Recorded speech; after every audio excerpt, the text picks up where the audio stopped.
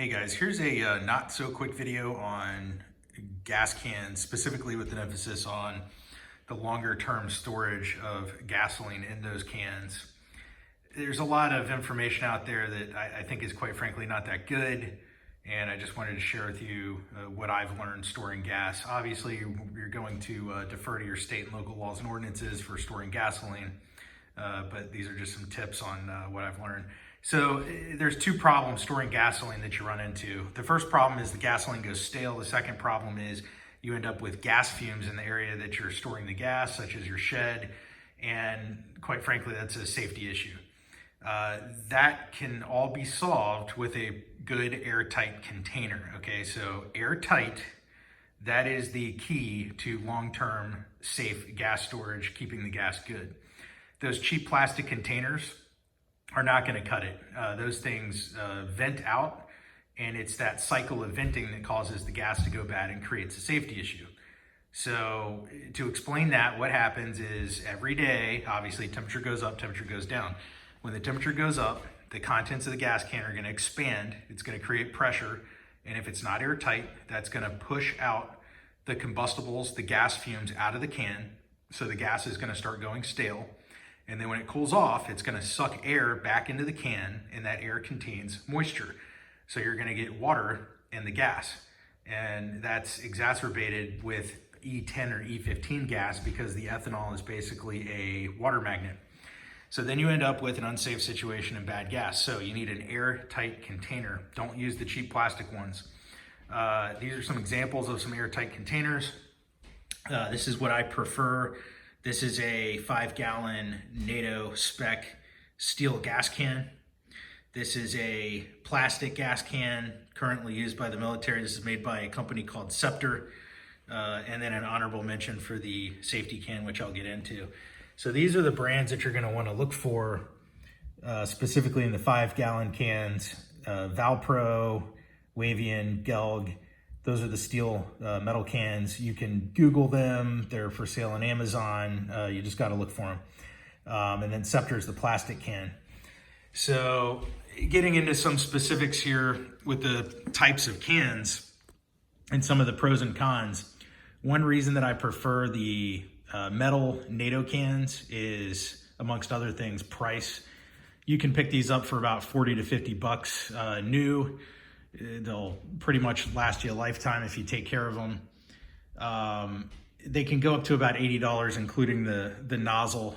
So it just depends on where you get them, but pricing is not too bad. I really like the mechanism for opening and closing the lid and the spout here. You have a safety pin so it doesn't open by accident. Pull the safety pin out, and then this opens up like this. Lift the lid up, there you go. And you're gonna notice that you have a rubber seal inside of the lid, okay? Now when you close this part right here, this is the old German World War II design. As you push this down, it's actually going to cam and squeeze that rubber seal shut onto the neck or onto the spout there. So you get 100% tight seal. So with these, they're relatively affordable. They close super tight, they're easy to use.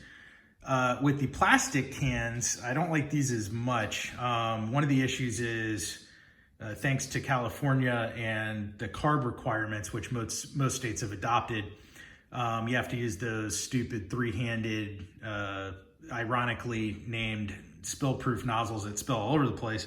So Scepter basically just stopped importing. So at this point, if you want to pick up a used plastic Scepter can, I've seen them around 70, 80 bucks. I've seen new ones go up to 150. And once you get them, there's a couple things that you should probably replace anyway. So one issue is there's a plastic piece inside of the cap called a flange, and they tend to crack, okay? So this is a cracked one. And once these crack, it's gonna start venting and leaking gas here. And obviously if it's venting, then it's useless for long-term storage. And if it's leaking, you know, it's no good anyway. So what you want to do is buy an aluminum replacement flange like this one, which will not crack. So that's about 25 bucks. And then the other thing that you need to do is replace the rubber seal. The rubber seals these come with are basically designed for diesel or kerosene. So you want to buy Viton seals. That's V-I-T-O-N. They're about 10 bucks. So you could be up to about $185 for one of these new, which is just cost prohibitive. The other issue is they tend to bulge and swell out more than the metal cans. It puts a lot of pressure on the lid itself, and you can barely get these things off with your hands when the can has pressure in it.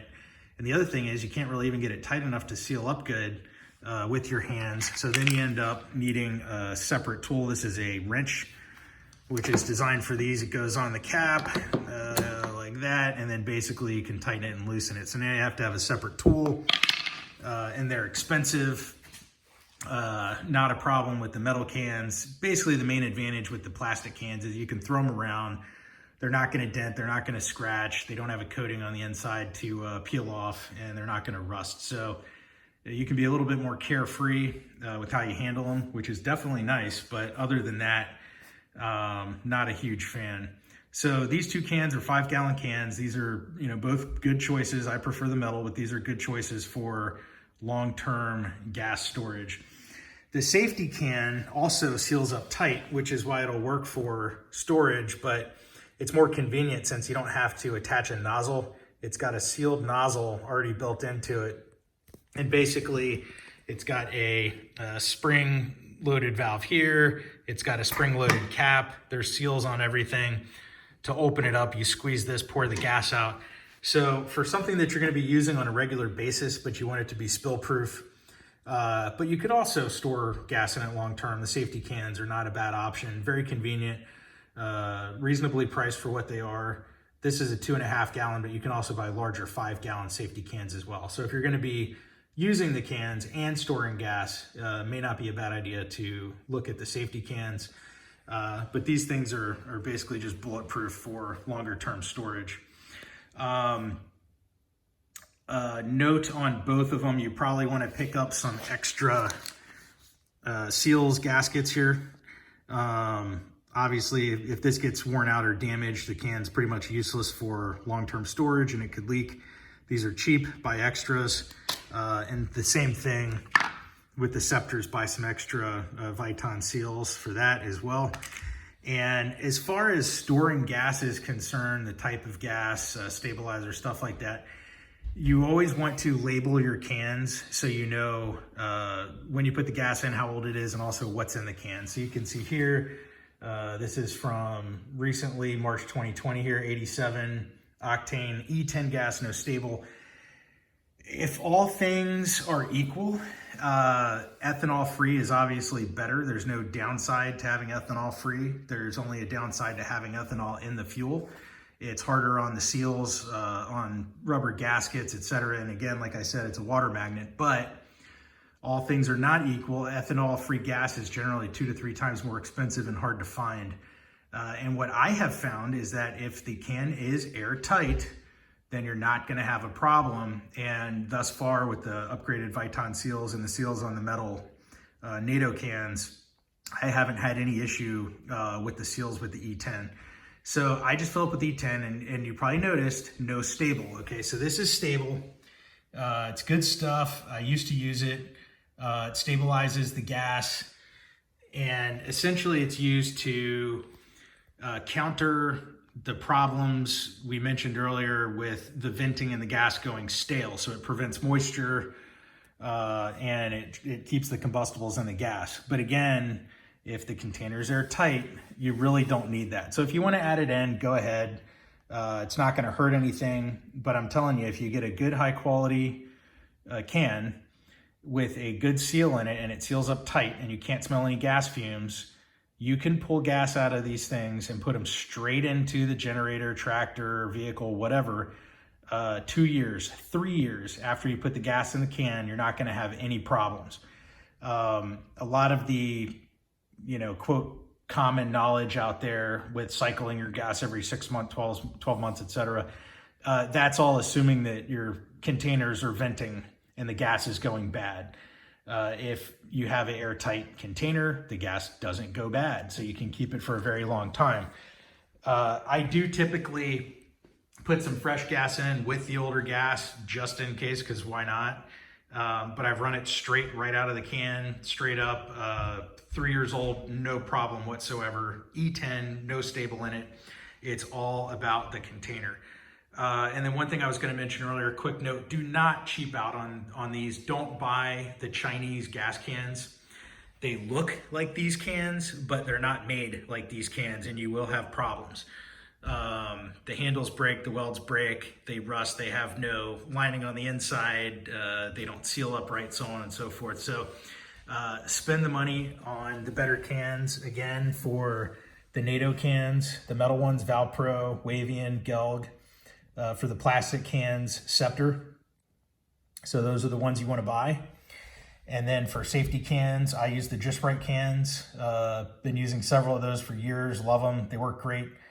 I haven't used the Eagle cans myself, but they're very highly rated, similar concept, designed a little different with a funnel on them, but I'm sure either way you'd be good to go on the safety cans. So that's pretty much it, guys. Just to recap, venting is what causes the problem with gas storage. Get airtight cans. Once they're sealed up, you should smell absolutely zero gas fumes. Just use common sense. You know, don't put 100 gallons of gas in your basement. Follow all your laws. Use common sense. But the main thing is you get good containers and you're not going to have any problems. So I hope this was informative and helpful. And until next time, take it easy.